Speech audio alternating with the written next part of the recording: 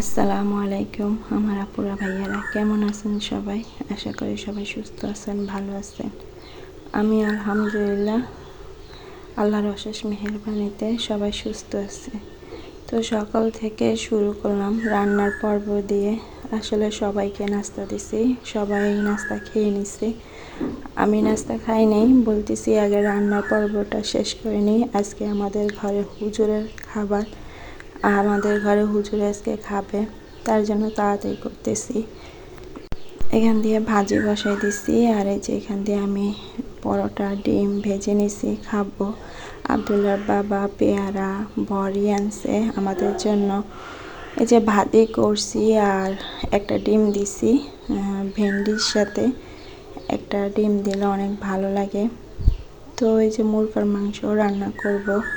তো প্রতিদিনের মতন আপনাদের সামনে আপনাদের সাথে একটা কথাই বলি, যদি আমার ভিডিওটা কোনো অংশ ভালো লেগে থাকে একটা লাইক কমেন্ট শেয়ার সাবস্ক্রাইব করে দিবেন। এখানে চালের গুঁড়ি, আব্দুল্লাহ বাবা বাজার গেছে তো চাল দিতেছে, আতপ চালের গুঁড়ি এখানে রোদে দিছে আমার শাশুড়ি। এই যে আব্দুল্লাহ খেলা করতেছে। যাই হোক, আপনাদের কাছে একটা কথা শেয়ার করি, আপনারা দোয়া করবেন আমি যেন ধৈর্য সহকারে ইউটিউবের কাজটা চালিয়ে যাই। আর এখান দিয়ে আমাকে সবাই বলতেছে যে ইউটিউবের কাজ ছেড়ে দেওয়ার জন্য। আসলে বললাম না, আমার শখের জিনিস থাকে না, আমি যে কোনো জিনিস শখ করি ওই শখের জিনিসটা থাকে না, কি করব বলেন? তো সবাই দোয়া করবেন আমি যেন ধৈর্য সহকারে কাজটা চালিয়ে যেতে পারি।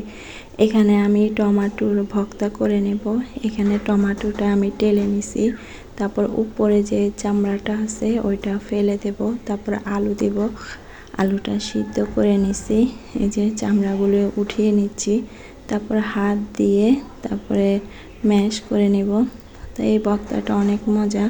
তারপরে যে আলুটা সিদ্ধ হয়ে গেছে আমার, তারপরে এখানে শুকনো মরিচটা টেলে নেব। আপনারা যে পরিমাণ ঝাল খাবেন ওই পরিমাণ দিবেন। আমাদের ঘরে একটু ঝাল বেশি খায়, আব্দুল্লাহর জন্য আমি ঝাল বেশি দিতে পারি না, তার জন্য যে ভর্তাটা বানিয়ে নিচ্ছি। এখানে আলুটা সিদ্ধ করে তারপরে আমি ভেজে নিচ্ছি, শুকনো মরিচটা টালা হয়ে গেছে। আর এখানে আমি পেঁয়াজ রসুন, গোটা রসুন, তারপরে পেঁয়াজ, একটু পেঁয়াজ বেশি করে দিলে ভালো লাগবে। আমি যে ভেজে নিচ্ছি, একটু বাদামি কালার হলে তারপরে নামিয়ে নিব। আলুটাও ভাজা হয়ে গেছে, এই যে বাদামি কালার হয়ে গেছে। তারপরে এই যে টমেটোটা তেলের মধ্যে আমি ছেড়ে দেব, একটু শুকনো শুকনো ভেজে নেব।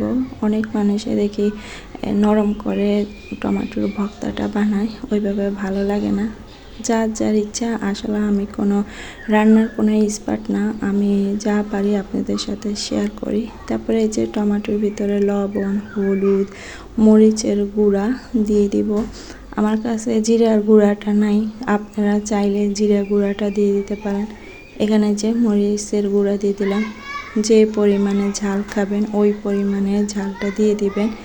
যাই হোক, এখন এই যে হাতে ডলে নেব ভালোবাসা দিয়ে, তারপরে মনোযোগ সহকারে মেখে নেব। এই যে এখানে পেঁয়াজ রসুন তারপরে শুকনো মরিচ ভালোভাবে মিক্সার করে নেব, এই যে করে নিচ্ছি। আর আমার ভিডিওটা যদি কোনো অংশ ভালো লেগে থাকে অবশ্যই মূল্যবান লাইকটা দিয়ে দেখা শুরু করবেন।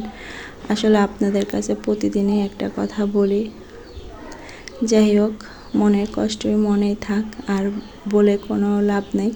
এখানে দেখেন আমি আলুটা মিক্সার করে নিয়েছি পেঁয়াজ মরিচ রসুনের সাথে, তারপরে যে টমেটোটা দিয়ে দিব। আসলে আমার এই ফার্স্ট আমি এই যে ভর্তাটা বানাইছি, আমি কখনো এইরকম ভর্তা বানাইনি। আমাদের ঘরে সবাই পছন্দ করছে ভর্তাটা খেয়ে, আসলে অনেক মজা হয়েছে। তা আপনারা বানিয়ে খেতে পারেন, খারাপ লাগে না। তো এখানে আমি লবণ কিন্তু দিছি সব কিছুর সাথে, তা আমার মনে হয়েছে যে একটু লবণ কম হয়েছে। আসলে লবণ কম দিলে বাড়ানো যায়, কিন্তু যখন বেশি হয় তখনও কিন্তু কমানো যায় না। এখানে আমি সরিষার তেল দিয়ে দিছি, আমি কিন্তু সব কিছু সরিষার তেলে ভেজে নিছি। তারপরে হালকা করে একটু সরিষার তেল দিয়ে তারপরে আবার মেখে নিয়েছি। এই যে দেখেন আমার ভর্তাটা হয়ে গেছে। তো কেমন হয়েছে সবাই কমেন্টে জানাবেন। তো ভর্তাটা বানানো হয়ে গেছে।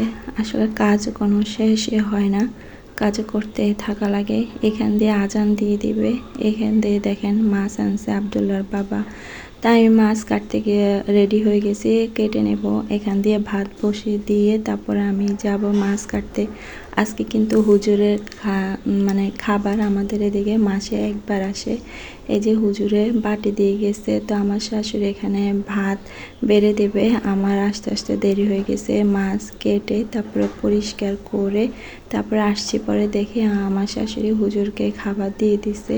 এখানে আমি মুরগার মাংস রান্না করছি, তারপরে ভর্তা বানাইছি, ভেন্ডি ভাজি করছি ডিম দিয়ে।